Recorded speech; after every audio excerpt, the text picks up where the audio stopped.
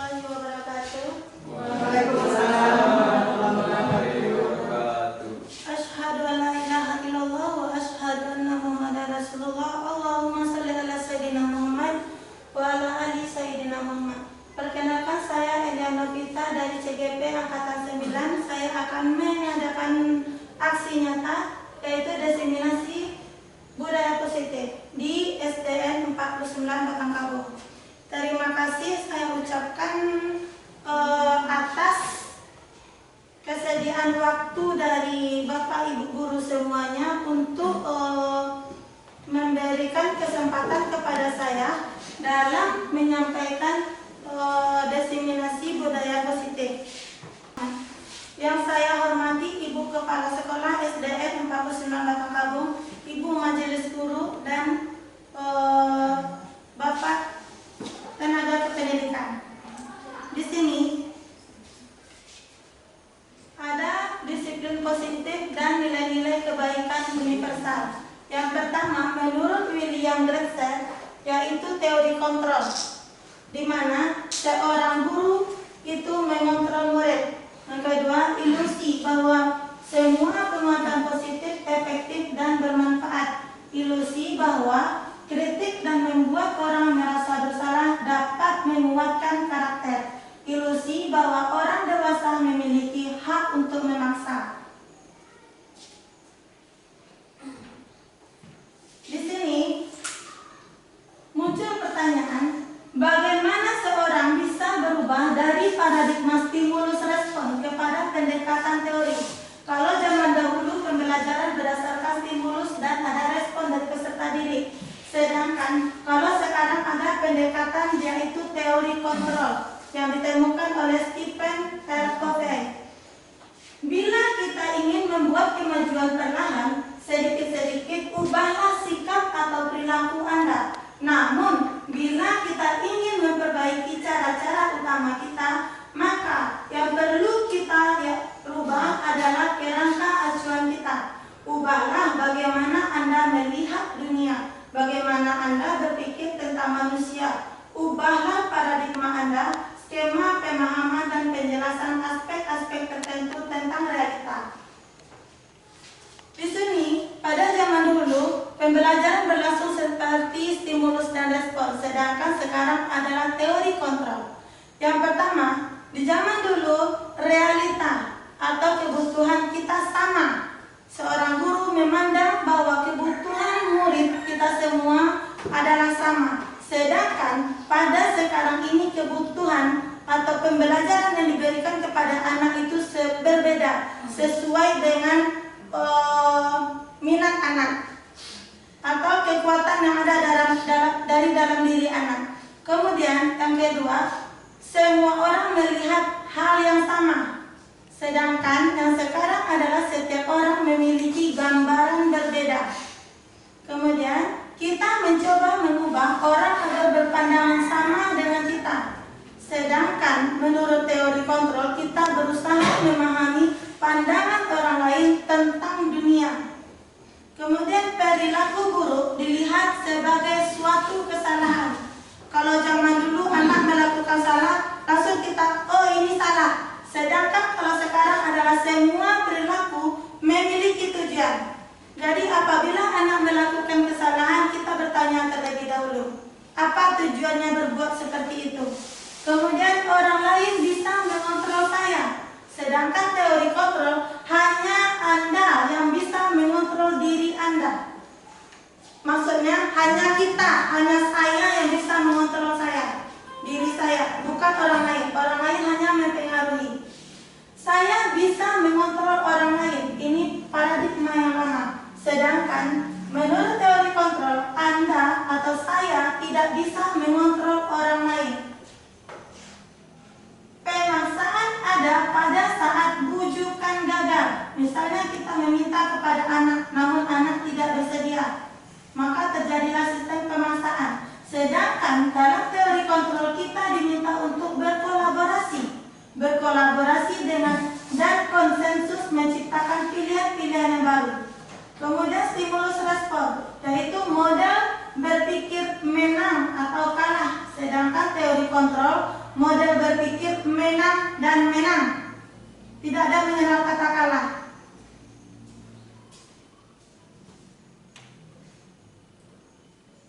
Disiplin positif ini bersifat nilai-nilai kebaikan yang universal, tidak memihak satu atau dua orang, tetapi untuk semuanya. Makna dari kata disiplin yaitu seorang yang memiliki disiplin diri berarti mereka bisa bertanggung jawab terhadap apa yang dilakukannya, karena mereka berdasarkan tindakan mereka pada nilai-nilai kebaikan universal. Dalam hal ini, Ki Hajar Dewantara mengatakan tanggung jawab atau itulah selalu menjadi sisinya atau kewajiban dari seorang yang pegang kekuasaan atau pimpinan pada umumnya. Adapun artinya yaitu tidak lain ialah orang harus mempertanggungjawabkan dirinya serta tertibnya laku diri dari segala hak dan kewajiban.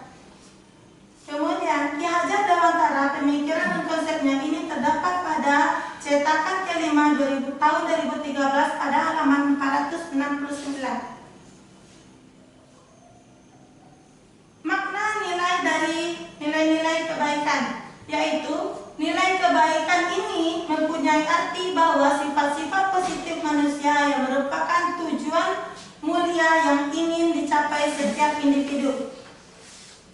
Nah, setiap yang telah dikemukakan oleh Dr. William Glasser pada teori kontrol pada tahun 1984 menyatakan bahwa setiap perbuatan memiliki tujuan. Menurut Diane Gossen pada tahun 1998 mengemukakan bahwa dengan mengaitkan nilai-nilai kebaikan yang diyakini seseorang, maka motivasi intrinsiknya akan terbangun, sehingga menggerakkan motivasi dari dalam untuk dapat mencapai tujuan yang mulia yang diinginkan.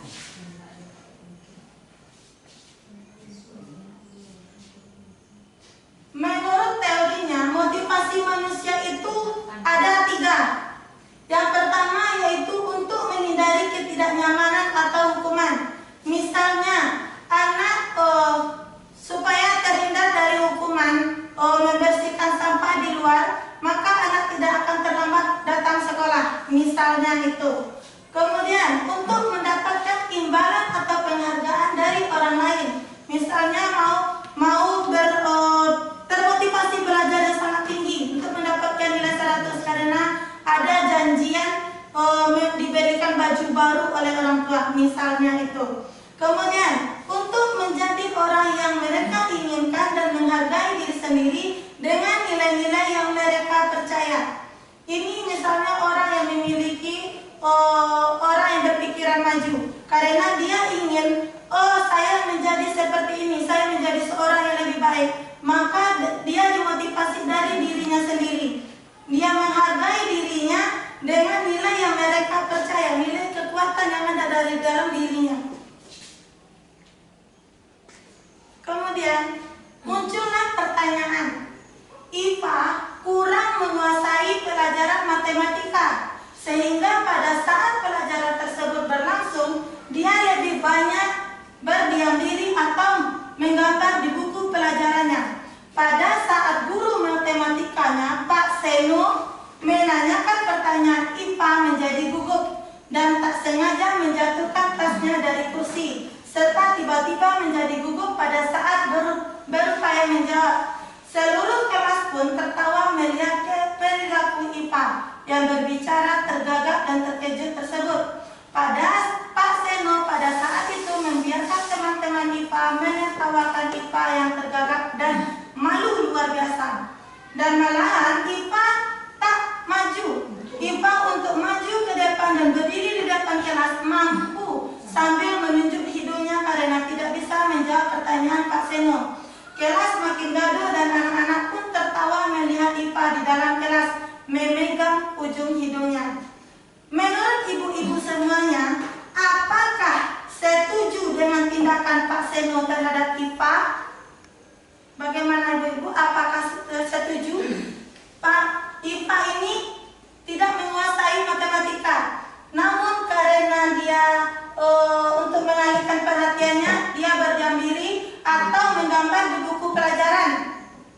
Nah, menggambar di buku pelajaran. Kemudian Pak Seno menanyakan terhadap IPA.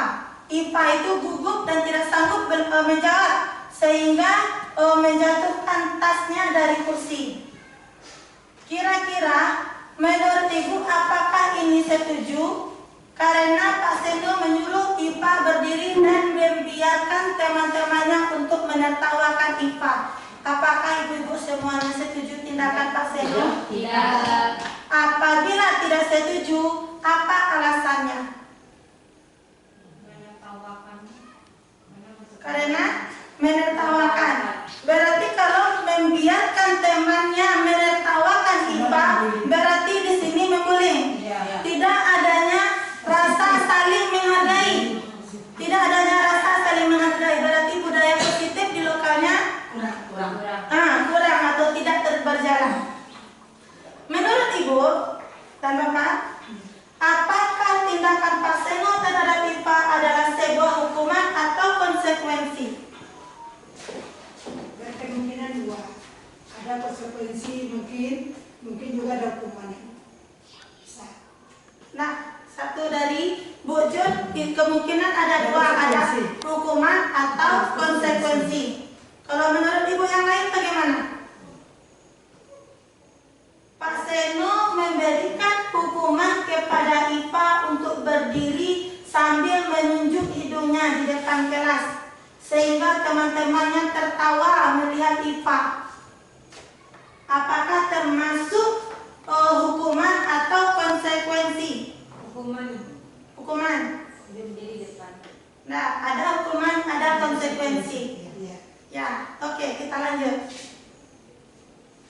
Nah, hukuman adalah yang hukuman bersifat tidak terencana atau tiba-tiba. Anak atau murid tidak tahu apa yang akan terjadi dan tidak dilibatkan.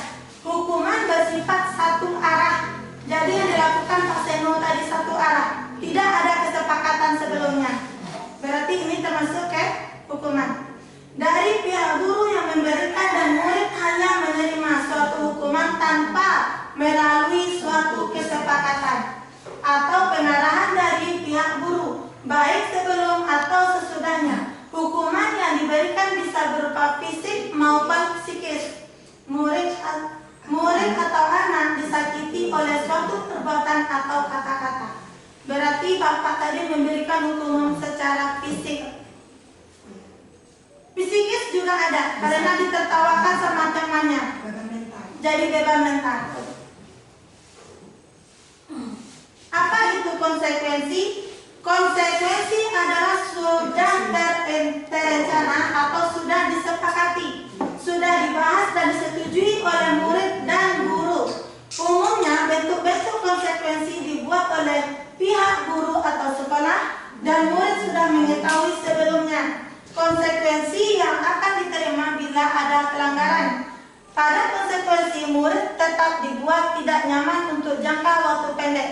Konsekuensi biasanya diberikan berdasarkan suatu data yang umumnya dapat diukur. Misalnya, setelah 3 kali tugasnya tidak diselesaikan pada batas waktu yang diberikan, atau murid melakukan kegiatan di luar kegiatan pembelajaran, misalnya mengobrol, maka murid tersebut akan kehilangan waktu bermain dan harus menyelesaikan tugas karena ketertinggalannya. Peraturan dan konsekuensi yang mengikuti ini sudah diketahui sebelumnya oleh murid. Sikap guru di sini senantiasa memonitor murid. Nah, sekarang restitusi.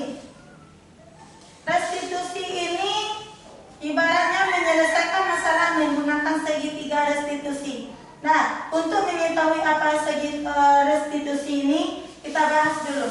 Restitusi adalah proses menciptakan kondisi bagi anak untuk memperbaiki kesalahan mereka, sehingga mereka bisa kembali pada kelompok mereka dengan karakter yang lebih kuat. Menurut Gosen tahun 2004, restitusi juga merupakan proses kolaborasi yang mengajarkan murid untuk mencari solusi untuk masalah mereka dan membantu murid berpikir tentang orang seperti apa yang mereka inginkan dan bagaimana mereka harus memperlakukan orang lain. Menurut Charleston Gosten pada tahun 1996. Jadi di antara yang tiga ini, hukuman, konsekuensi, dan restitusi, maka sebagai guru kita lebih memilih untuk restitusi. Memilih ke dalam restitusi dalam menghadapi masalah yang terjadi terhadap anak kita. Nah, sekarang apa itu restitusi? Nanti kita bahas ya Bu ya. Kebutuhan dasar manusia. Kebutuhan dasar manusia ini ada 5 macam. Yang pertama, kebutuhan untuk bertahan hidup. Pakaian, makanan, tempat tinggal, kemudian pendidikan. Nah, pokoknya semuanya digunakan untuk bertahan hidup dalam jangka waktu yang lama. Kemudian kasih sayang dan rasa diterima. Kasih sayang ini, seorang anak yang tidak mendapatkan kasih sayang di rumah, maka akan berusaha untuk mencari kasih sayang di sekolah. Dia akan berusaha untuk mencari perhatian guru. Kalau seseorang yang tidak mendapatkan dari 5 ini, maka dia kebutuhan dasar manusia ini akan dipenuhi dengan cara yang salah. Yang ketiga yaitu kesenangan. Yang keempat adalah kebebasan. Yang kelima adalah penguasaan. Dan kebebasan ini adalah kebebasan untuk memilih. Seperti dalam pembelajaran, anak boleh memilih pembelajaran ini dalam 3 macam, yaitu visual, audiovisual, dan kinestetik. Di mana anak cenderung belajarnya di sanalah kita memberikan pembelajaran agar anak itu termotivasi, kemudian dari hasilnya termotivasi, anak tambah bersemangat dan mendapatkan nilai maksimal. Seperti yang saya bahas tadi, apabila kelima unsur kebutuhan dasar manusia ini tidak terpenuhi, maka orang tersebut akan menempuh jalan yang salah. Karena misalnya kesenangan ini, apabila dia tidak terpenuhi, saya pembelajaran berdasarkan kinestetik, dia lebih suka bergerak atau mempraktekkan atau secara demonstrasi. Namun kita paksakan untuk belajar secara visual, maka anak akan cenderung kepalanya di atas meja, atau anak akan cenderung menguap, mengantuk. Maka apabila kita melakukan pembelajaran berdasarkan kesenangan anak, maka pembelajaran tersebut waktu tidak akan terasa lama. Tidak akan terasa, oh alam pulang seorang ini. Nah, kemudian posisi kontrol, restitusi. Posisi kontrol guru itu ada sebagai penghukum, ada pembuat rasa bersalah, ada sebagai teman, ada sebagai pemantau, ada sebagai manajer. Sebagai penghukum ini, seorang guru misalnya apabila mendapati kesalahan anak, dia tidak akan menerima alasan apapun dari anak tersebut, langsung dijatuhkan hukuman. Dia cuman seorang guru ini berpatokan ini adalah peraturan sekolah. Peraturan sekolah sehingga harus ditegakkan, sehingga anak apapun memberikan alasan tidak akan diterima, langsung diberikan hukuman. Misalnya anak memakai sepatu berwarna putih, padahal ketentuannya adalah anak memakai sepatu warna hitam. Tapi anak berusaha untuk menjelaskan, Pak, sepatu saya basah, atau Bu, sepatu saya tadi kehilangan atau robek atau macam-macam. Namun karena kita bersifat yang kaku atau peraturan yang tidak bisa dirubah, sehingga kita langsung memberikan hukuman terhadap anak. Kemudian pembuat rasa bersalah, misalnya ada anak yang tidak konsentrasi menerima pembelajaran. Ibu lah panik menarangan, kalian tidak memperhatian loh. Ibu, timbullah rasa bersalah terhadap diri anak. Kemudian sebagai teman, di sini guru bisa saling berbagi, duduk nongkrong sama anak berdua, sehingga antara guru dan anak tidak ada batasnya. Kemudian sebagai pemantau, kalau sebagai pemantau ini, itu yang dikarajan anak mana tuh nak? Cuma sekedar mengetahui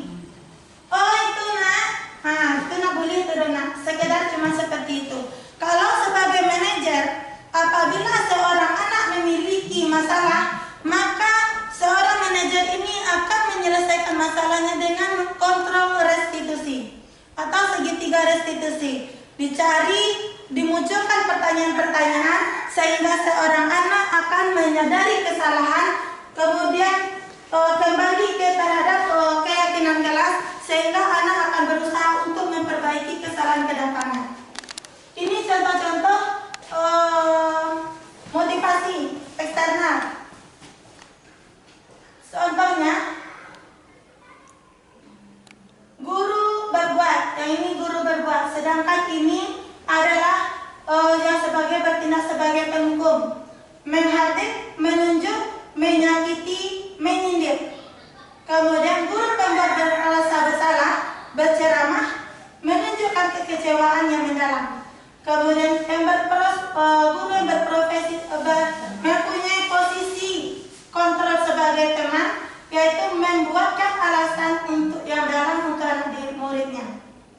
Kemudian sebagai pemantau, menghitung dan mengukur.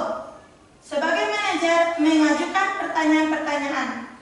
Sebagai penghukum, kalau kamu tidak melakukannya, maka saya akan berdirikan di depan kelas, maka saya akan pilih sampah di depan atau bersihkan WC misalnya. Sebagai guru yang membuat rasa bersalah, kamu sudah mengecewakan ibu atau bapak.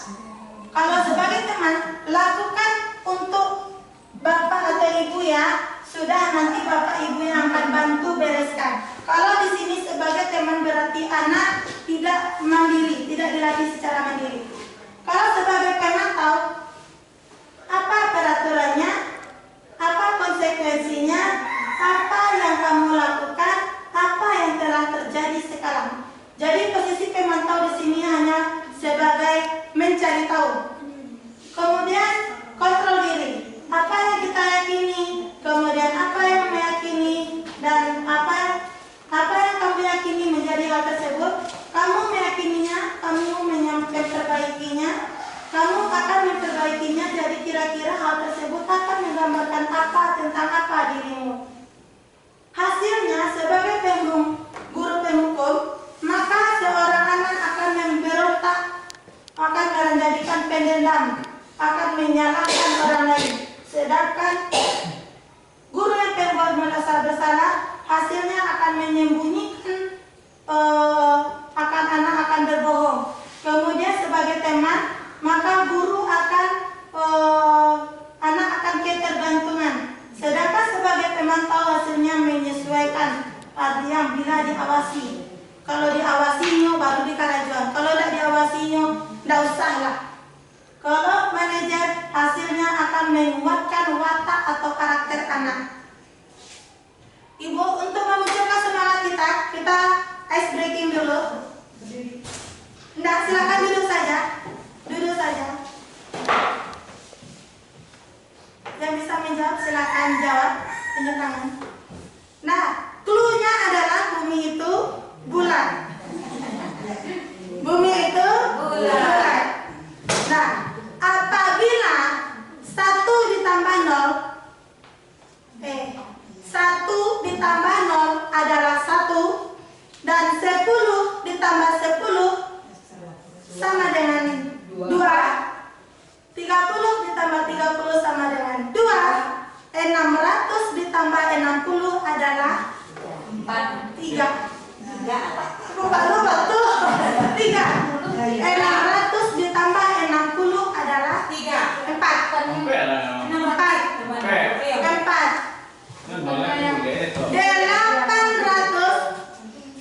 800 ditambah 60 adalah 6. Santiang. Diganti lagi. Lomocor. Diganti lagi.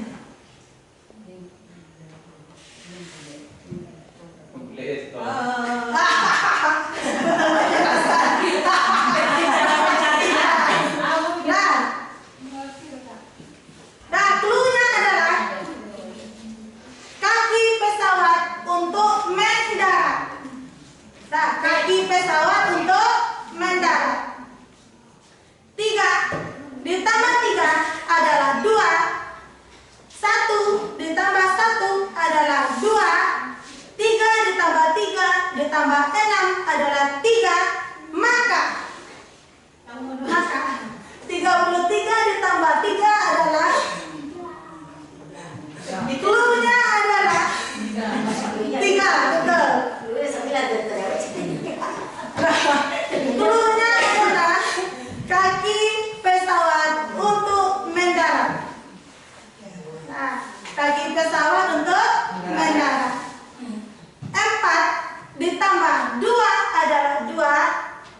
Itu coklat.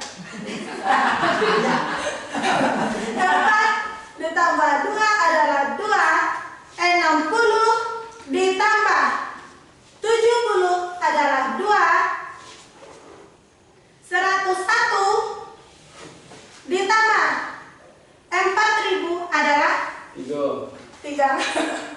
Capek banget. Ada pimat kata dua, capek banget. Ulang deh. Nah, kaki pesawat untuk mendarat. Nanti Padel menjelaskan bisa itu. Nah, Tekniknya benar.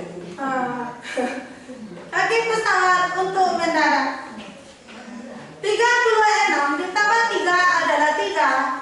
56 ditambah 5 adalah 5. 1 ditambah 1 adalah 2. 5.001 ditambah 110 adalah 4. Capek nggak? Nah, roda itu berputar. Nah, roda itu berputar. 10 ditambah 10 adalah 1. 20 ditambah 20 adalah 1. 20 ditambah 3 adalah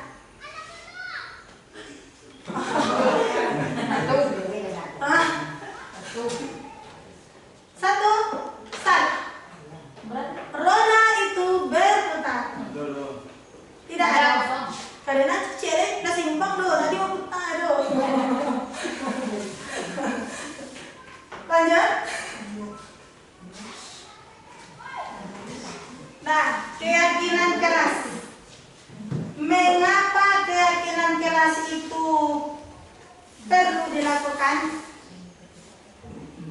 Menurut ibu-ibu semua, kenapa keyakinan keras itu perlu dilakukan?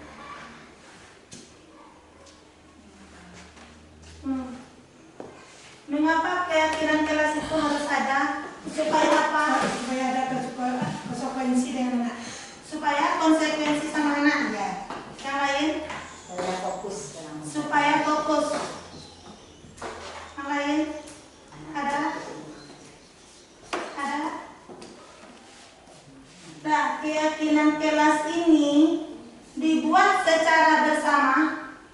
Jadi yang menyatakan, yang mengajukan tidak boleh mencontek, tidak boleh tidak boleh berjalan, tidak boleh meribut, tidak boleh macam-macam. Nah, semuanya itu dari anak. Kita tuliskan di depan, di papan tulis. Misalnya tidak boleh mencontek bu, kita ubah menjadi kalimat yang positifnya. Percaya diri dalam melakukan tugas, dalam menjawab tugas. Tidak boleh meribut bu, berarti tenang atau berbicara ketika diizinkan. Jadi kalau mau bicara, angkat tangan dulu, izin bu. Kemudian tidak boleh berjalan bu, tidak boleh berlari-larian bu. Kalimat positifnya duduk yang rapi atau berjalan ketika diizinkan. Nah, keyakinan kelas ini berguna untuk menciptakan pembelajaran yang aman, nyaman, dan tertib. Kalau pembelajaran itu aman, nyaman, tertib, otomatis penuh semangat belajar. Nah, keyakinan ini, kebetulan ini sudah saya terapkan di kelas 1. Kelas 1 nih. Boleh ibu lihat videonya. Kelas 1 kan kelas yang wow gitu kan. Itu yang supernya.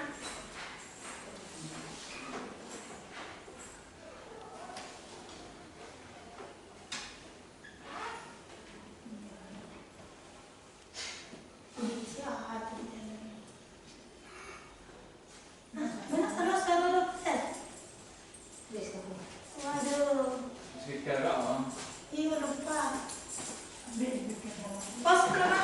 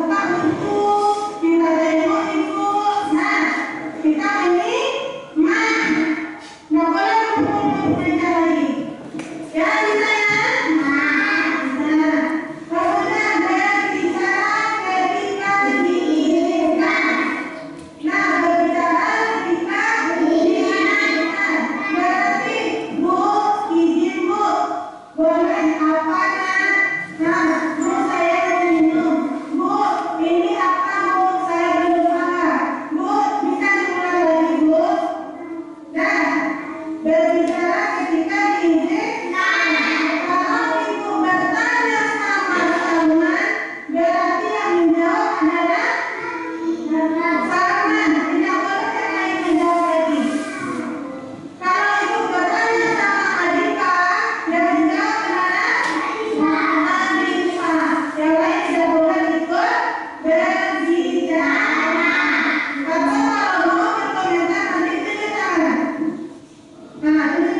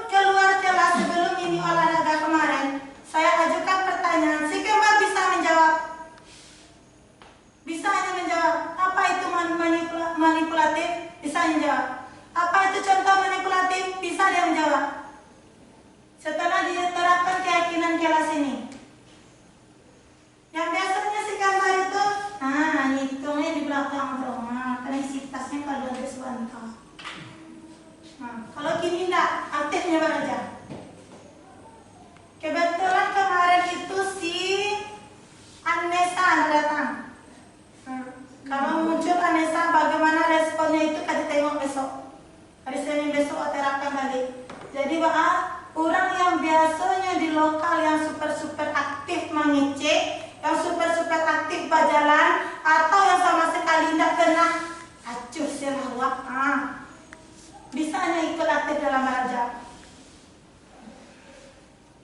Nah, kita ganti. Kembali ke lab.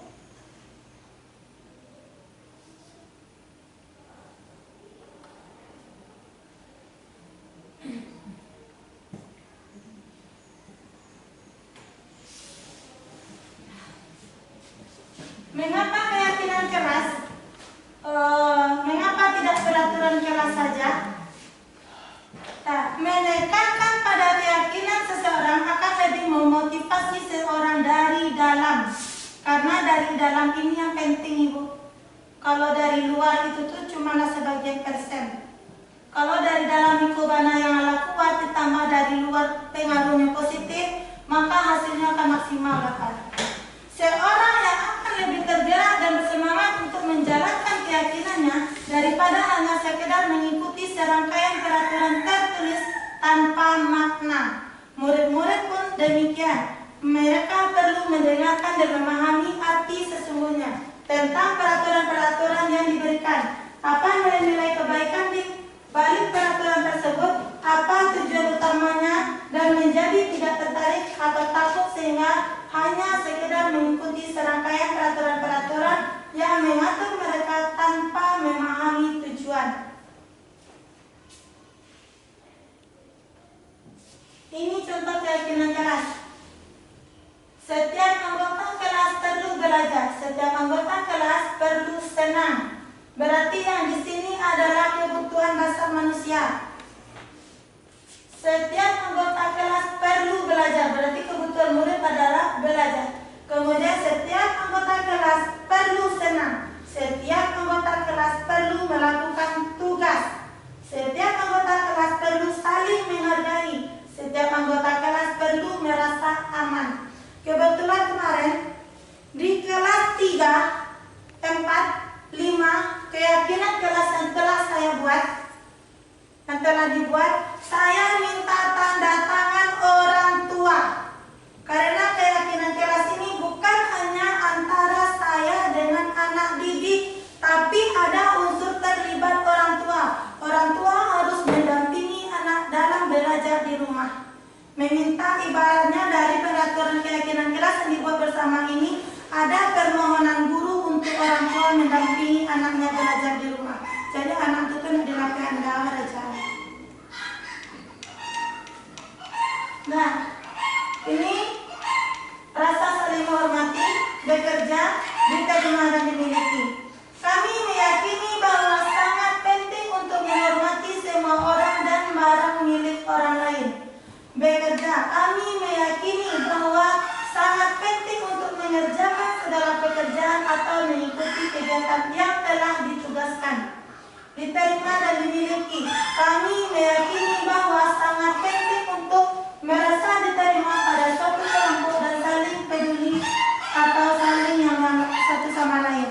Kalau menurut dia pribadi, kalau seorang guru kelas membuat keyakinan kelas ini, buat di kertas karton, ditandatangani bersama anak.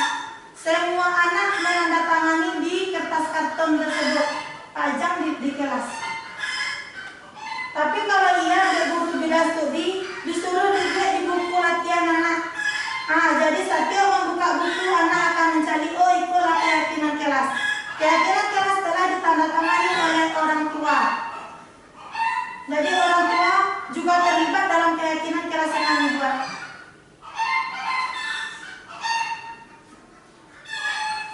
Nah, proses untuk melaksanakan segitiga restitusi, dialog antara guru orang tua agar dapat menghasilkan murid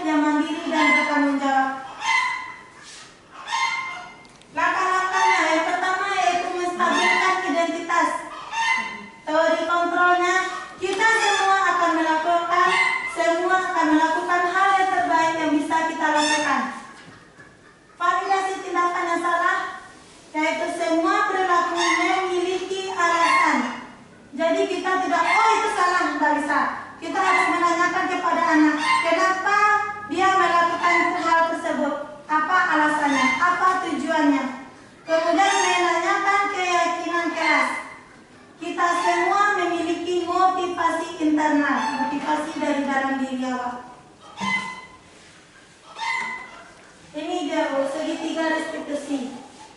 Segitiga restitusi yang pertama, landasan yang pertamanya yaitu menstabilkan identitas. Anak merasa salah, anak bersalah. Misalnya anak terhambat, oh iya ibuku pernah melakukan hal yang sama. Jadi anak tidak merasa sendiri. Dulu orang lain yang berbuat yang sama. Kemudian validasi tindakan yang salah. Nah, itu salah. Atau untuk memperbaiki kesalahan, supaya tidak mengulangnya kembali, apa yang bisa kita lakukan? Tanya alasannya. Nah, kemudian menanyakan keyakinan keras. Menanyakan keyakinan kerasnya yang telah kita sepakati bersama. Kemudian tanyakan, kamu ingin menjadi seorang yang seperti apa? Diarahkan anak itu mencapai tujuan yang ingin dicapainya. Terima kasih Ibu-Ibu atas waktu yang telah disediakan untuk saya. Adakah pertanyaan atau kritikan dan saran? Bagian-bagian mana yang mau dipertanyakan boleh? Silakan Ibu.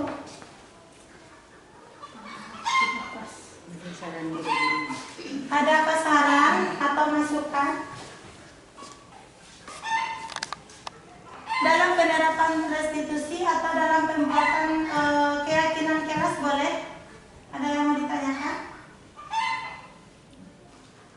Atau dari Ibu Kepala Sekolah ada masukan?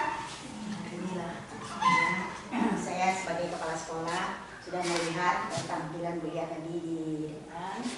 Kemudian kita lihat bukti dari kita membuat kesepakatan dengan anak kelas 1 contohnya tadi yang dia tanyakan. Jadi saya menyarankan kepada guru-guru setiap mau mengajar usahakan buat kesepakatan kepada anak-anak kita. Ya, karena kurikulum kita menuntut seperti itu, kurikulum IKN sekarang.